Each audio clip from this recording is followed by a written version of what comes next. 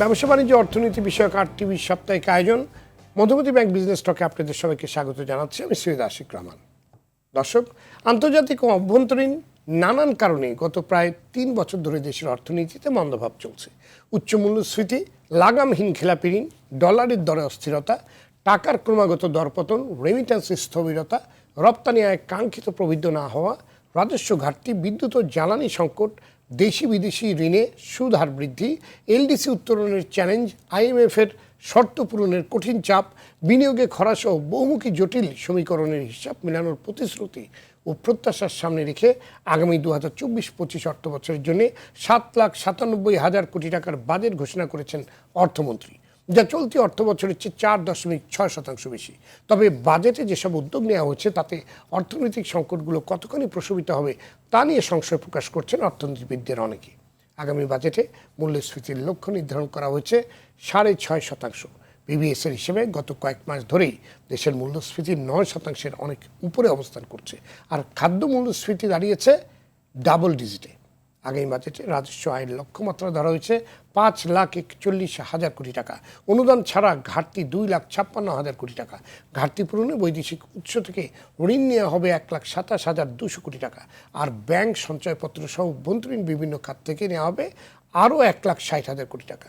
একদিকে বিশাল রাজস্ব আদায়ের চাপ, অন্যদিকে বাজেট বাস্তবায়নের ঋণ নির্ভরতার কারণে জনজীবনের স্বস্তির পরিবর্তে ভোগান্তি বাড়ার শঙ্কা করছেন বিশ্লেষকদের কেউ কেউ।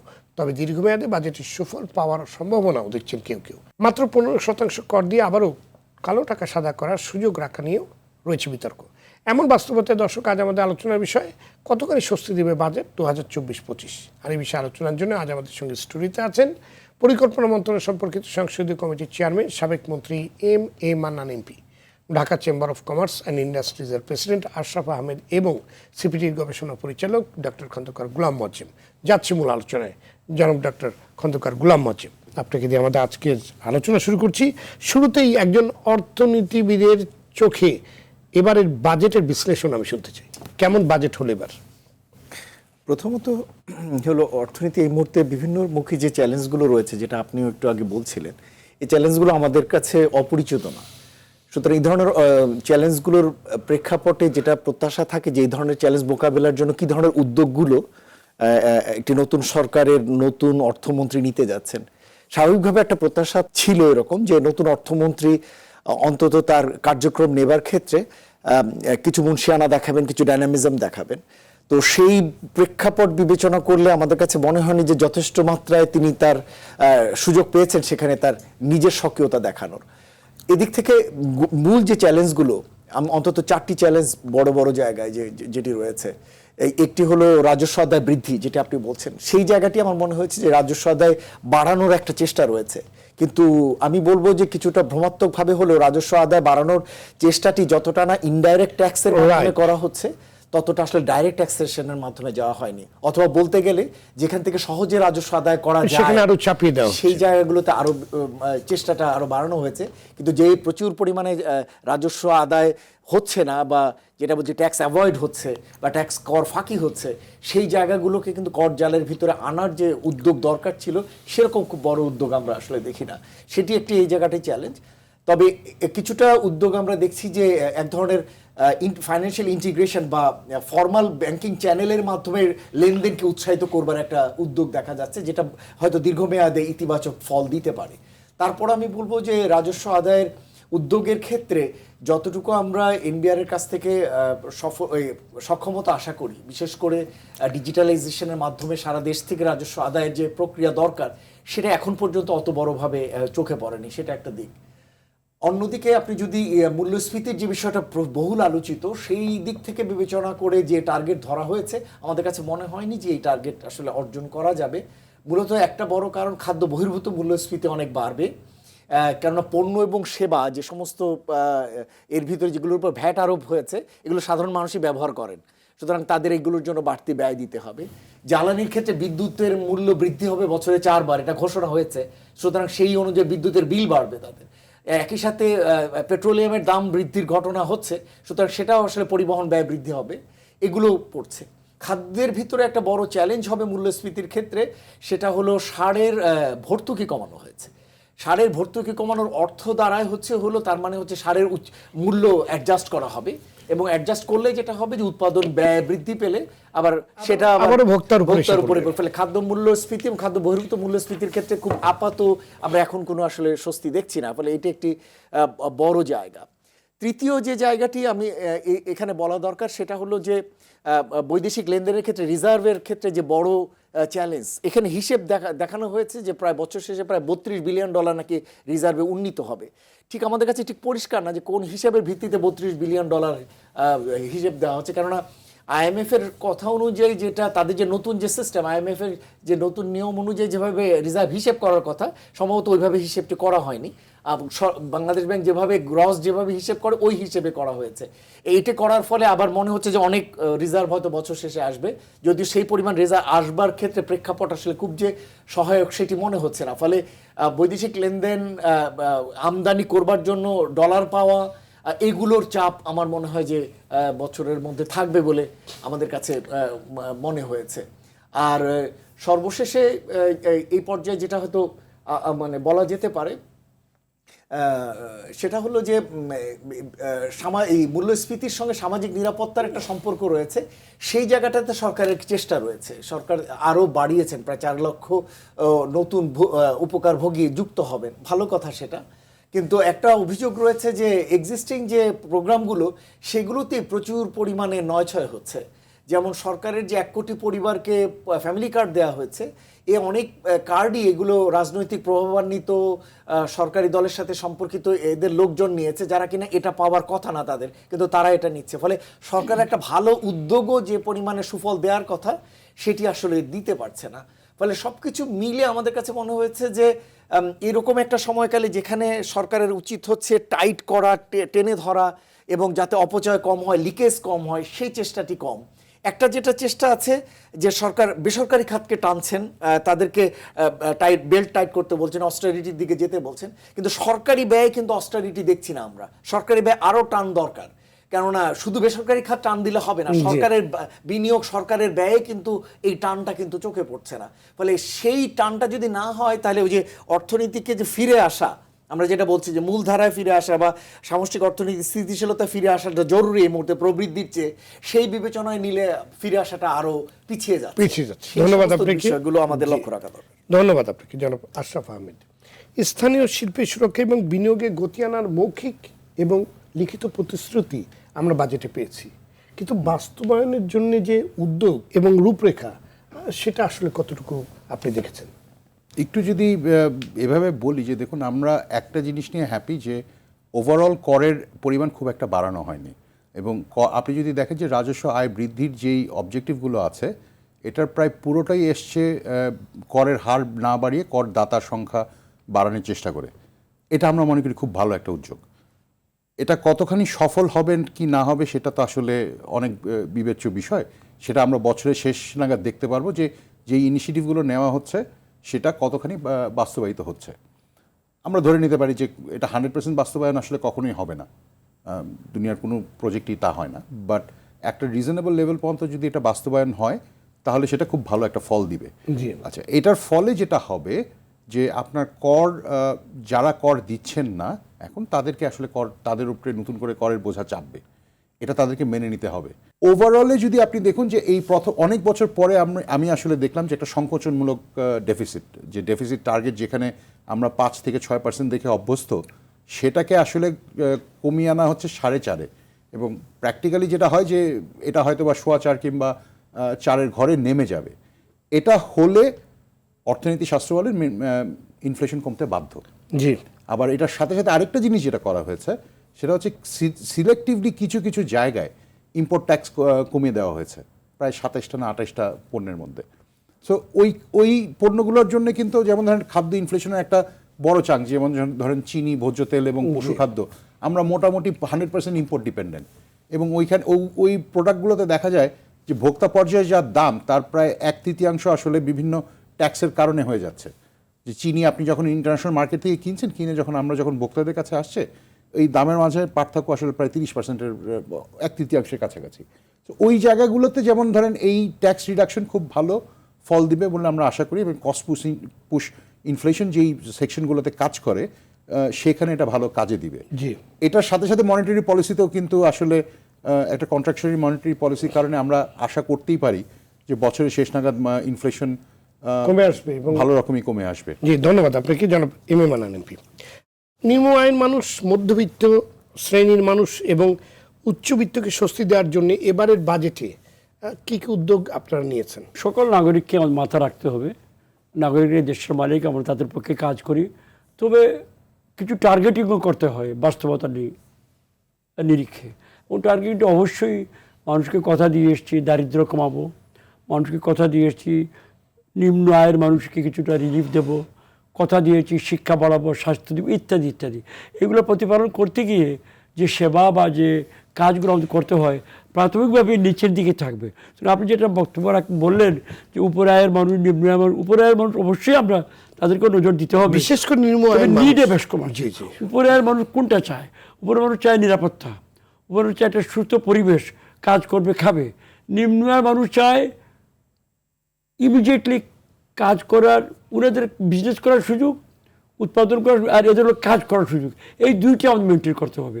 এই দুইটা করতে গিয়ে আমি মনে করি সার্বিক কাজটা আমাদের প্রাথমিকভাবেই লোয়ার এন্ডের দিকে থাকা দরকার, তাই হচ্ছে বলে আমি মনে করি।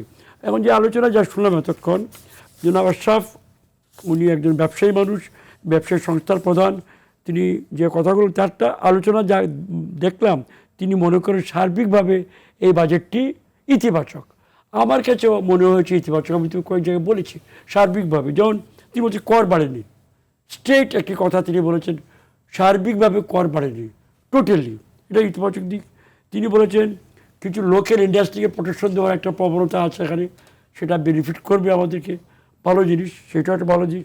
তিনি বলেছেন কোনো আইটেমে, কয়েকটা 26-25টা আইটেমে রিলিফ দিয়ে এগুলোকে একটু সাধারণ মানুষের ভোজ্য তেল, চিনি ইত্যাদি সকলেই ব্যবহার করি, ধনীরাও করে, দরিদ্ররাও করে, কিন্তু দরিদ্রের জন্য বোঝাটা বেশি হয়ে যায়।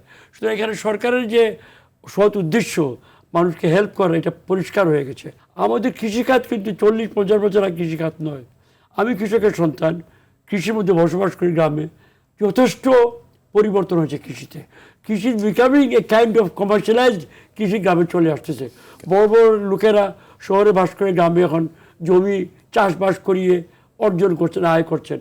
এবং এই আয়ের সঙ্গে আমাদের আয়ের মধ্যে আমাদের দেশের মানুষের রেয়াত, প্রণোদনা, থ্রু সার, থ্রু ডিজেল, নানাভাবে আসতেছে সরাসরি করে।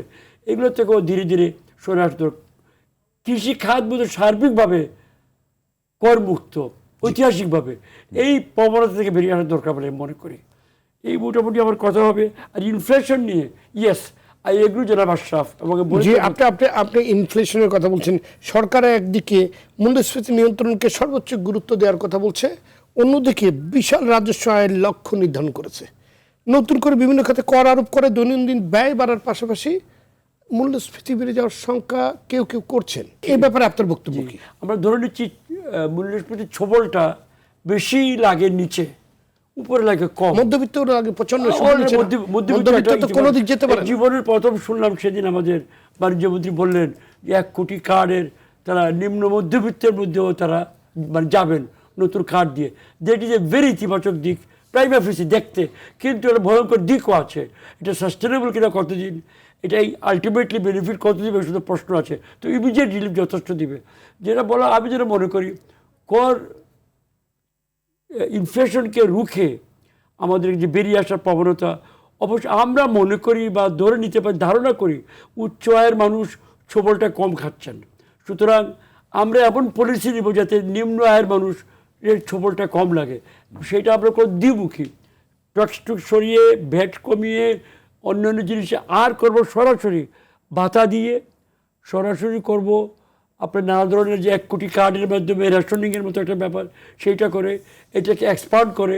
সুতরাং এই ডাবল অ্যাকশন, সরাসরি অনুদান প্লাস কৌশলগত অনুদান ইত্যাদির মাধ্যমে আমরা নিম্ন আয়ের মানুষকে অধিকতর প্রোটেকশন দিব।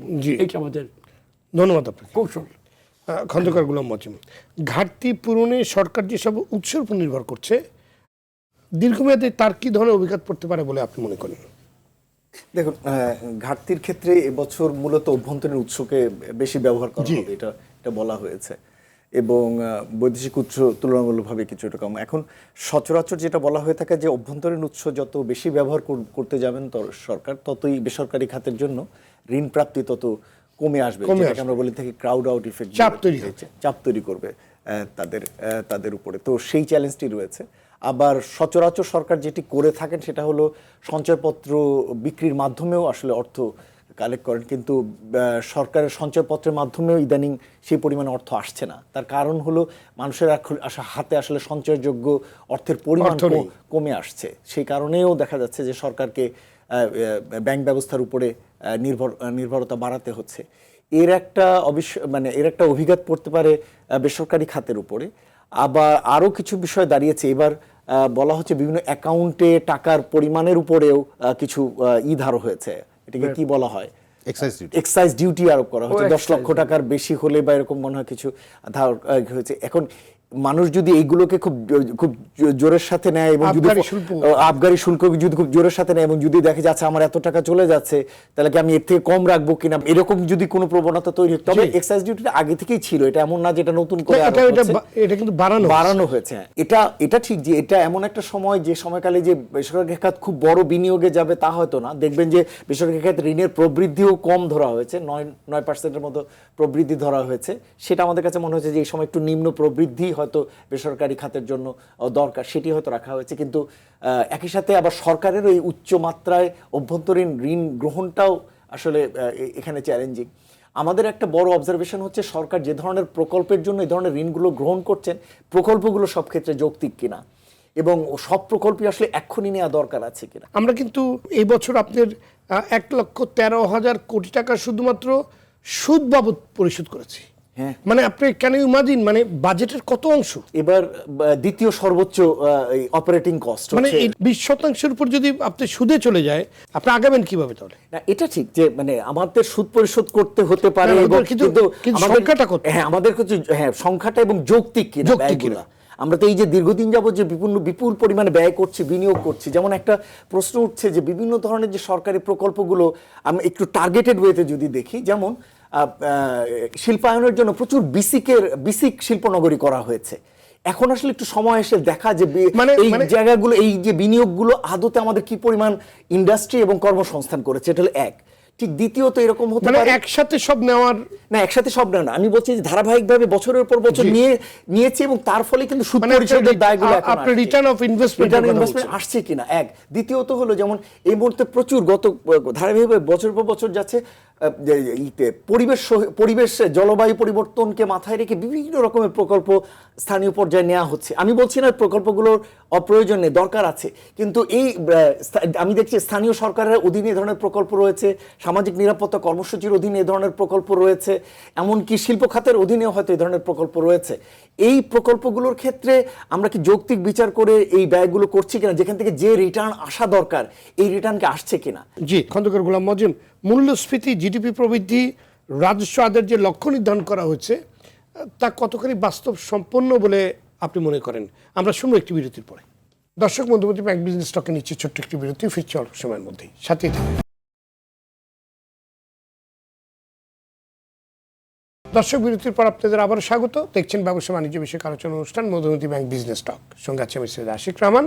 আজ আমাদের আলোচনার বিষয় কতখানি স্বস্তি দেবে 2024-25 অর্থ বছরের বাজেট। ফিরছে আলোচনায় খন্দকার গোলাম মজিম। বিরতির পূর্বে যে প্রশ্নটি আপনার কাছে আমার ছিল যে মূল্যস্ফীতি, জিডিপি প্রবৃদ্ধি, রাজস্ব আদায়ের যে লক্ষ্য নির্ধারণ করা হয়েছে তা কতখানি বাস্তব সম্পন্ন বলে আপনি মনে করেন? প্রথমত সবসময় আমরা অর্থনীতির ছাত্র হিসেবে আমরা যেটা করতে চেষ্টা করি, আমরা এই সূচকগুলোকে মিলিয়ে দেখতে চাই যে যেভাবে জিডিপি প্রবৃদ্ধি ধরা হচ্ছে সেই পরিমাণ জিডিপি আসতে হলে, অর্থনীতি একটা নর্মাল থিওরি আছে যে এই পরিমাণ রাজস্ব জিডিপি আসতে হলে এই পরিমাণ ইনভেস্টমেন্ট হতে হবে, এই পরিমাণ এক্সপোর্ট ইম্পোর্ট থেকে আসতে হবে, এইভাবে আমরা একটা হিসেব করি। তো সেই জায়গা থেকে আমরা যখন এবার হিসেব করছি তখন একদিকে দেখছি যে সরকার জিডিপি প্রবৃদ্ধি ধরেছেন হলো 6.75%। তার পিছনে বিনিয়োগের জন্য যখন আমরা দেখতে পাচ্ছি যে বিনিয়োগের জন্য ধরা হয়েছে প্রায় 27.3%, যেটা প্রায় 3% অফ জিডিপি, যেটা কিনা আগে 23% ছিল। প্রায় 4.7% বেশি পরিমাণে বিনিয়োগে আসতে হবে। কিন্তু তার জন্য আমি যখন আমার প্রাইভেট সেক্টর ক্রেডিটের দিকে দেখছি, সেখানে আবার দেখছি গত অর্থ বছরে আগামী অর্থ বছরে প্রবৃদ্ধি কমিয়ে ধরা হয়েছে। আগে 10% ছিল, এটা প্রাইভেট সেক্টর ক্রেডিট গ্রোথ কমিয়ে ধরা হয়েছে। তা আমি মিলাতে পারছি না, কেননা আমাদের দেশে বেসরকারি বিনিয়োগের সিংহভাগটাই আসে আসলে প্রাইভেট সেক্টর ক্রেডিট গ্রোথ থেকে। তাহলে ওইখানে যদি গ্রোথই না আসে, তাহলে এত পরিমাণ বিনিয়োগ বা আসলে হবে কি করে? সর্বশেষে মূল্যস্ফীতি নিয়ে যেটি বললেন, আগে আপনাকে একটু ব্যাখ্যা দিয়েছি। সরকার টার্গেট করছে মূল্যস্ফীতি কমে 6.5 আসবে, এখন আছে 8%, সেটা আসলে 6.5 আসবে। ধন্যবাদ আপনাকে। জনাব আশরাফ আহমেদ, প্রস্তাবিত বাজেট অভ্যন্তরীণ বিনিয়োগ এবং কর্মসংস্থান বৃদ্ধির ক্ষেত্রে কতখানি সহায়ক ভূমিকা রাখতে পারবে বলে আপনি মনে করেন? আচ্ছা, আমি প্রথমে একটা কাভিয়ার দিয়ে নেই। দেখুন, আপনি একই সাথে ইনফ্লেশন কমাবেন, গ্রোথ বাড়বে, এটা বোধহয় কোনো ইকোনমিতে হয় না। সো আমাদের জন্য আসলে একটা ডিসিশন নিতে হবে যে আমরা ইনফ্লেশন কমাতে চাই না ইকোনমিক গ্রোথ। ইকোনমিক গ্রোথ চাই। আপনি ইনফ্লেশন কমাতে চাইলে আপনাকে গ্রোথ স্যাক্রিফাইস করতে হবে, এটা ছাড়া এটা সম্ভব না। যেই কারণে আমরা মনে করি যে আমরা এই বছর যদি আমাদেরকে বলা হয় যে মাননীয় অর্থমন্ত্রী যেটা বলেছেন যে ঠিক আছে আমরা এই মুহূর্তে আগে ইনফ্লেশন কন্ট্রোল করি, মানলাম আমরা, কিন্তু এটার ফলশ্রুতি কিছু আছে যে যতক্ষণ না আমরা কন্ট্রাকশনারি মনিটারি পলিসি থেকে বেরিয়ে আসব, তার আগে গ্রোথের কথা বলে লাভ নেই, হবে না। কারণ সিম্পল ব্যাপারটা বলি, আপনি যদি ইনফ্লেশন কমানোর জন্য, যেমন ধরুন যে সরকার যেটা করেছে যে বাজেট ঘাটতি কমিয়ে দিয়েছে, উল্টো দিকে মনিটারি পলিসি ইউজ করে আমাদের মানি ফ্লো কমিয়ে দেওয়া হয়েছে। এই দুটো কম্বিনেশন মানে হচ্ছে যে আপনার ইনফ্লেশন কমবে। জি, ইনফ্লেশন কমার সাথে সাথে যেটা হবে যে আমাদের একটা ক্রেডিট ফ্লোর উপরে একটা বড় ধরনের চাপ ক্রিয়েটেড হয়েছে। আপনি যদি গত বছরের আমাদের ম্যানুফ্যাকচারিং ইন্ডাস্ট্রি গ্রোথ দেখেন, দেখবেন ওটা 12% থেকে 4%-এ নেমে এসছে। এই বছর যদি এই ট্রেন্ড কন্টিনিউ করে আগামী বছরে, তাহলে আমরা একটা অর্থনৈতিক মন্দার সম্মুখীন হব। আমাদের এই বছরের ফোকাস কিন্তু ইনফ্লেশন কন্ট্রোল। আপনি কতখানি এফেক্টিভ হবেন এটা আসলে বিচার্য বিষয়, কিন্তু মানে আপনার strategic direction wise this is the right direction. এটা ছাড়া আপনার আসলে কোনো অপশনও নেই। কিন্তু এটার ফলে এটাও আমাকে মানতে হবে যে এটা আমরা ধরেন যদি ডিসেম্বর পর্যন্ত চালালাম এই স্ট্র্যাটেজি, ডিসেম্বরে গিয়ে কিন্তু আমাদেরকে একটা ডিসিশন নিতে হবে যে ইনফ্লেশন কন্ট্রোল করব নাকি ইকোনমিক গ্রোথ রেটে ফিরিয়ে আনবো। ধন্যবাদ আপনাকে জনাব এম এ মান্নান এমপি। আয় বৈধ হলে কর দিতে হবে 30%, আর যদি অবৈধভাবে উপার্জন করে তাহলে তাকে কর দিতে হবে 15%। সরকারের এই নীতিকে বৈষম্যমূলক, অনৈতিক এবং অসাংবিধানিক বলছে কেউ কেউ। অর্থমন্ত্রী বলেছেন সরকারের আয় বাড়াতে এমন সুযোগ রাখা হয়েছে। আসলে নৈতিকতা, অনৈতিকতা এবং বানানোর তো অনেক মেকানিজম আছে, আপনার ব্যাখ্যা আমরা শুনতে চাই। নীতি নৈতিকতার ব্যাপারে গিয়ে আমি সুবিধা করতে পারবো না, এবং এটা সরকারি নীতিও নয়, এটা একটা কৌশল। প্রায়োগিক কাজ করতে হয় বাস্তবতার আলোকে, সে আলোকে এটা গ্রহণ করা। কিন্তু বিগত যদি 25 বছর সোয়াব গুণা পাপ পুণ্য বলে কোনো জিনিস নাই বলে আমি জানতাম, আমাকে যেটা শেখানো হয়েছে ওনারা শিখিয়েছে, সেই বিচারে গিয়ে আমি কথা বলতে পারবো না। আমি যেটা বলছি যে আমাদেরকে বাস্তবতার নিরীক্ষের কাজ, যে এইটা আমি পরবর্তী কথা আসতেছে। গত 30 বছর কিংবা 25 বছর কিংবা 30 বছরে যদি আপনি হিসাব করেন, তাতে কিন্তু কালো টাকা সাদা করার সুযোগ দিয়ে খুব একটা কোনো সুবিধা হয়নি। অ্যানাদার অ্যাপ্রোচ, এইটা একটা স্টিকি ইস্যু, নানাভাবে আমরা চাচ্ছি। আমি জানি ব্যক্তি, এটা আমার নিজের মত, এই টাকার 80% কখনো ফিরে আসবে না। ফিরে আসার জন্য যায় নাই, পথ হবে যাতে যেতে না পারে সেখানে আক্রমণ করা, সেখানে অনেক সমস্যা, যেটা আমি পরে আসছি। মোয়াজ্জেম যেটা বললেন প্রকল্প ব্যয়, ইয়েস, আমি ওই ক্ষেত্রে কাজ করেছি বছর কয়েক। প্রকল্প ব্যয়ের বেশি অংশ ডিরেক্টরি ব্যয়, 3 বছরের কাজ 6 বছরের করা, ডাবল হয়ে যায় অটোমেটিক্যালি এক ধরনের গোটা থাকে। সেইটা বাস্তবায়নের অসুবিধা, ওয়েস্ট, অপচয়, আর আমাদের দ্রৌপদী দুর্নীতি তো আছেই। তারপরে ঢাকায় বসে বুরুঙ্গামারির প্রকল্প বাস্তবায়ন করা, অদ্ভুত ব্যাপার ট্যাপার, এইগুলো আমাদের আমলাতন্ত্র করে থাকে, এবং they are quite adapted this system. এগুলো সরকারের এটা দেখা দরকার। প্রকল্প নিয়ে I quite agree with him. Second যে বিষয়টা জিডিপির সঙ্গে মূল্য, ইয়েস, যেটা মাস্টার যেটা বললাম, আই রিয়েলি ইমপ্রেসড, উনি বোধহয় পড়াশোনা করেছে অনেক বেশি। There is no growth without inflation, absolutely. গত কয়েক বছর যে বাংলাদেশের যে স্ট্যান্ডার্ড অফ লিভিং বেড়েছে, গ্রামাঞ্চলে ইভেন বিদ্যুৎ for every house, better drinking water, almost zero হাঙ্গারে আছে, সেভিংস নাই। কোনো গ্রামের পুয়ারেস্ট পার্সন তার ঘরে হয়তো 5 দিনের 3 দিনের চাল নাই, কিন্তু কোনো দিন সে উপোস থাকছে না। এখন প্রতিদিনই খাবারটা সে পাচ্ছে। What do you want this one or the other one? সুতরাং আমি মনে করি I would always choose for growth and not for inflation. সুতরাং এইটা নিয়ে আরও সরকার একটা ভালো দিক বলে মনে করি। আর রাজস্ব আদায়, ইয়েস, দুই দিকেই বিপদ। রাজস্ব যারা দিবে তারা দিতে চায় না, দিয়ে অভ্যস্ত নয়।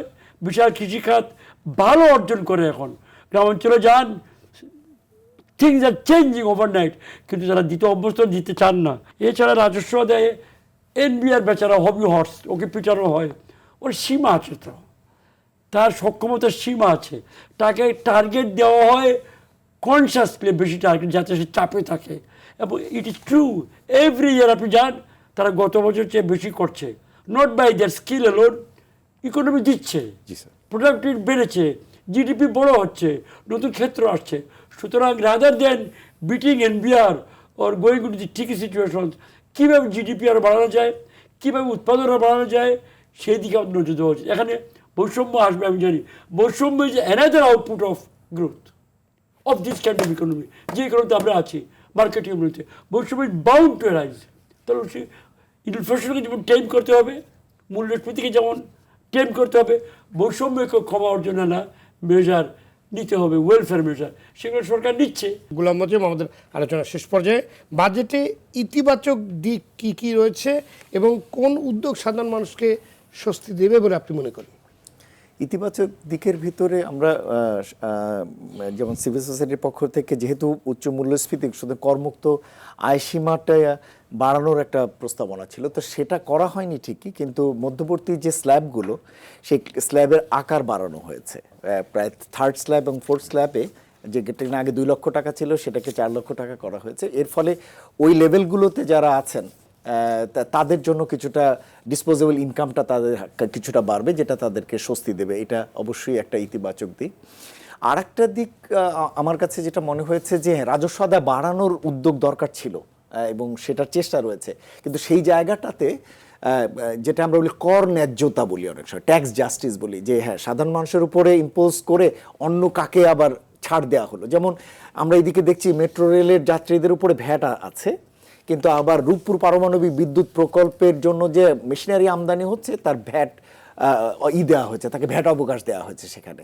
কিন্তু আপনি যদি টাকার অঙ্কে হিসেব করেন তাতে অনেক বেশি টাকা আপনি সেখান থেকে পেতে পারতেন, কিন্তু সেখানে আপনি অবকাশ দিয়েছেন, কিন্তু সাধারণ মানুষের উপরে এখানে আরোপ করেছেন। তাহলে এই ট্যাক্স জাস্টিসগুলো দেখার প্রয়োজন রয়েছে, সেটা একটা দিক। 3rd যেটা আমি বলবো যে ধীরে ধীরে হলেও এক ধরনের ইন্টিগ্রেটেড ফাইন্যান্সিয়াল সিস্টেমের দিকে যাবার একটা চেষ্টা আছে। এর আগে যেমন হয়েছে যে আইসিএবির সঙ্গে এনবিআর মিলে যে একটা সিস্টেম ডেভেলপ করেছে যাতে ফাইন্যান্সিয়াল রিপোর্টগুলো যাতে চেক করতে পারে। তো এটা দরকার, ভবিষ্যতের জন্য আমাদের একটা ইন্টিগ্রেটেড ফাইন্যান্সিয়াল নেটওয়ার্কে যেতে হবে। এর বাইরে আমরা বলবো যে সরকারের ভিতরে যে যেমন 4 লক্ষ নতুন সুবিধাভোগী সামাজিক নিরাপত্তা কর্মসূচির জন্য নেওয়া হয়েছে, এটাও একটা পজিটিভ উদ্যোগ এই সময়কালের বিচারে। বিদ্যুৎ খাতে অতিমাত্রায় আগে যেমন আমরা দেখেছি যে জেনারেশনের দিকে বিনিয়োগের একটা প্রবণতা ছিল, সেখান থেকে সরে এসে আমরা দেখতে পাচ্ছি ট্রান্সমিশন এবং ডিস্ট্রিবিউশন নেটওয়ার্কে বিনিয়োগের চেষ্টা রয়েছে এই সময়কালে, সেটা ভালো। আবার অন্যদিকে কিছু কিছু জায়গায় আমার কাছে মনে হচ্ছে ভর্তুকির যেভাবে অ্যাডজাস্টমেন্টের যে উদ্যোগ, বিশেষ করে কৃষিতে ভর্তুকি কমিয়ে দেওয়া হয়েছে গত বছর থেকে, এবং সম্ভবত যেটা মাথায় ঘুরছে সরকারের, সম্ভবত সারের দাম বাড়ানো হবে, সেটার অংশ। সেটা হলে কিন্তু প্রকারান্তরে আবার কৃষি উৎপাদন ব্যয় বৃদ্ধি পাবে, আবার বিদ্যুতের মূল্য বৃদ্ধি পেলে ইরিগেশন কস্ট বৃদ্ধি পাবে। সুতরাং এই জিনিসগুলো কিন্তু মাথায় রাখার দরকার রয়েছে। জি, ধন্যবাদ আপনাকে জনাব আশরাফ আহমেদ। বাজেটে কোন কোন অংশগুলো কিংবা কোন কোন জায়গায় সংশোধন প্রয়োজন বলে আপনি মনে করেন, সংক্ষেপে যদি বলেন? 3-4টা জায়গায় আসলে আমার মনে হয় কিছু বোধহয় পুনর্বিবেচনার জায়গা আছে। যেমন একটা হচ্ছে যেমন আপনার এসিজেডগুলোর জন্য যে আইনটা ছিল, যে ট্যাক্স ওয়েভারটা দেওয়া ছিল, সেটা উইথড্র করে ফেলা হচ্ছে।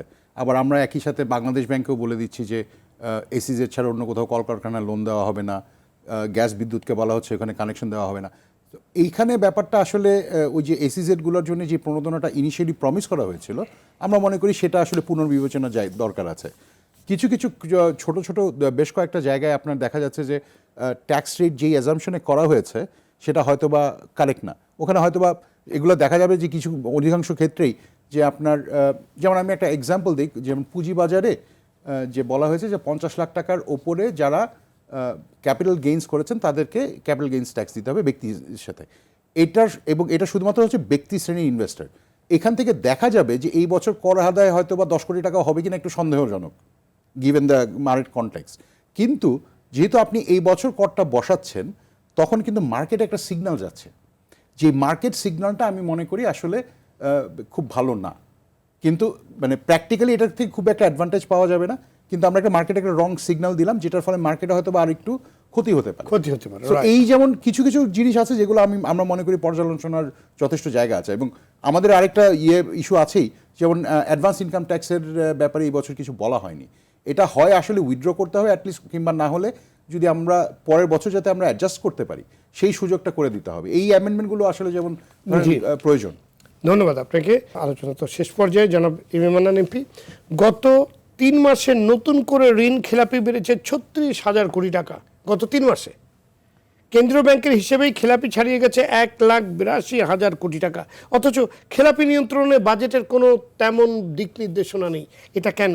তাহলে কি খেলাপি ঋণকে আমরা তেমন গুরুত্ব দিচ্ছি না? এটা যে আমাদের অর্থনীতিতে ক্যান্সার হয়ে গেছে সেটা কি আমরা উপলব্ধি করছি না? অবশ্যই উপলব্ধি করছি, এটা আলোচিত হচ্ছে, আমরা টের না, পাচ্ছি। কিন্তু বাজেটে কোনো দিক নির্দেশনা নাই। এখন চুরি তো আবহাওয়াতে হয়ে আসছে, থানাও আছে, তবু চুরি হচ্ছে। এবং নতুন নতুন কি বুদ্ধি আমরা খুঁজছি নানাভাবে। একটা কথা একটু আগে বললাম, প্রণোদনা দিয়ে টাকাটা ফিরে আসে কিনা সেটাও চেষ্টা করা হচ্ছে। যে ফৌজদারি অপরাধ এখানেও হতে পারো, ওটা যে কানাডায় হয় আমি কে বিচার করবো বলুন? আমাকে কানাডায় গিয়ে ধরতে পারছি না ওদেরকে। এগুলো কতগুলো বাস্তবতা আছে। এই জন্য এইটা বিষয়টা not that we are not aware, সীমিত বাস্তবতার আলোকে এবং বাস্তব জগতে তাই। আমি আমার নিজের দু একটা বিষয় বলতে চাই, এতক্ষণ তো বললাম বিষয় যেটা আমি বাজেট সম্বন্ধে। ইয়েস, অ্যাবসলিউটলি আমার নিজের পার্সোনাল অপিনিয়ন, ব্যয় সরকারের ব্যয়, নট ওনাদের কথা বলছি না বা অন্যের কথা, সরকারের ব্যয় নিয়ন্ত্রণ করতে হবে, পরিমিত করতে হবে, যেটাকে বলা হয় মিতব্যয়ী হতে হবে, জৌলুসি ব্যয় কমাতে হবে। আমলাতন্ত্রকে ডাউন সাইজও বলছি না, আপসাইজ বলছি না, রেশনালাইজ করতে হবে। এর ইউজ কতটুকু, how many Amla required for what job, এইগুলা ঠিক করে সেভাবে মানে আঘাত, তাদের বেতন ভাতা কমাতে বলছি না, কিন্তু এগুলো ভেরি ইম্পর্টেন্ট। এবং প্রকল্প বাছাইয়ের ক্ষেত্রে এটা পলিটিক্যালি প্রশ্ন, there are groups in the economy, sections যারা খেয়ে আসছে তাদের মুখ থেকে হঠাৎ করে খাবার নল বের করলে চিৎকার শুরু হবে। No government in the world can go to that level যে ইমিডিয়েটলি ডিস্টেবিলাইজ করার মতো। তার মানে কি কৌশলভাবে আপনাকে ওখান থেকে, এবং government alone can do it, civil society, business community, এনারা যারা আছেন সবাইকে মিলে এটা সোচ্চার হওয়ার দরকার। দুর্ভাগ্যবশত সকল সুশাসন যেটা একটা আউটপুট আপার লেভেলে, ওইটা নিয়ে যত চিল্লি করা হয়, গ্রাউন্ড লেভেলে যে অবাস্তব ব্যয়গুলো হচ্ছে, অনুৎপাদনশীল ব্যয়, অপ্রয়োজনীয় ব্যয়, সেই সম্বন্ধে আমি আমাদের সিভিল সোসাইটি অতটা সোচ্চার দেখি না। এই হলাম মোটামুটি আমার কথা। ধন্যবাদ আপনাদের সবাইকে আজকে আলোচনায় যোগ দেওয়ার জন্য। দর্শক, সরকার এবারের বাজেটে এমন অনেক উদ্যোগ নিয়েছে যা সাধারণ মানুষকে স্বস্তি দেবে, তবে দেশে চলমান জটিল সংকটগুলো মোকাবেলায় বাজেট কতখানি ভূমিকা রাখতে পারবে তা নিয়ে সংশয় রয়েছে। বিশেষজ্ঞদের কেউ কেউ যেমনটি বলবার চেষ্টা করেছেন, বাজেটের সুফল পেতে হলে এর গুণগত ব্যয় নিশ্চিত করতে হবে, বিলাসী কিংবা অপ্রয়োজনীয় প্রকল্প গ্রহণ থেকে বিরত থাকতে হবে, অনিয়ম দুর্নীতি কঠোরভাবে নিয়ন্ত্রণ করতে হবে। সরকার ব্যাংক খাত থেকে বেশি ঋণ নেওয়ার ফলে বেসরকারি খাতে বিনিয়োগযোগ্য অর্থের ঘাটতি সৃষ্টি হওয়ার যে শঙ্কা করা হচ্ছে তা আমলে রাখতে হবে। দর্শক, আজ এ পর্যন্তই। সবাই ভালো থাকুন, সুস্থ থাকুন, সঙ্গে থাকার জন্য ধন্যবাদ।